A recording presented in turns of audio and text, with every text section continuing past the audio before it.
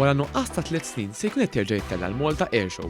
Dan tħabbar waqt konferenza tal-aħbarijiet fejn tħabbru d-dettalji ta' 26 edizzjoni ta' din l-attività li se tkun qed tittella bejn il-25 u 26 ta' Settembru li ġej.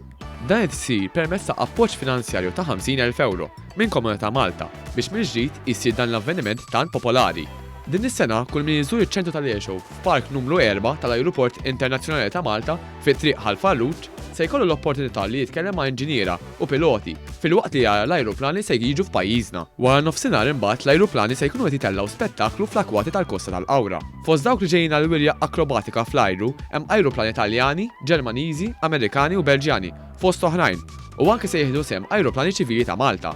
F'konferenza tal-aħbarijiet, il-President tal-Assoċjazzjoni tal-Avjazzjoni Maltija, George Liberti, qal li din is-sena se tkun waħda speċjali għaliex din is-soċjetà qed tiċċelebra l-25 anniversarju tagħha. Senza ta' 3 snin hemm entużjażmu enormi, tajjeb hemm ħafna nies li hemm nies ġodda u ċuħ ġodda li huma kollha affarijiet li jawguraw li l-futur ta' dan l-event huwa kważi assigurat. Il-Ministru għat-Turiżmu Clayton Bartolo spjega li din l-attività hija popolari mhux biss mal-Maltin, imma wkoll mat-turisti li huma interessati fis-settur tal-avjazzjoni. Dan kollu qed isir b'rispett sħiħ lejn il-protokolli maħruġa mis-Superintendent tas-Saħħa Pubblika sabiex naraw li nkomplu nilħu il-bilanċ bejn l-ekonomija u l-ħajja tan-nies u nimxu lejn normalità. Is-Segretarju Parlamentari għaċ-Ċittadinanza u l-Komunitajiet Alex Muscat saħaq li permezz tal-investiment ta' 50,000 euro minn Komunità Malta, attività bħal din mhux biss se tkun qed tiġġenera attività kummerċjali imma tqanqal ukoll interess fis-settur tal-avjazzjoni. Qed nerġgħu ninvestu mill-ġdid f'din in-niċċa ekonomika x'finalment is-settur tal-avjazzjoni hija niċċa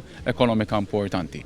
Komunità Malta ħad tkun qed toħroġ dawn il-50,000 euro sabiex ikun jista' jerġa' jibda jsir l-Airshow mill-ġdid jiġġenera attività ekonomika pożittiva f'pajjiżna.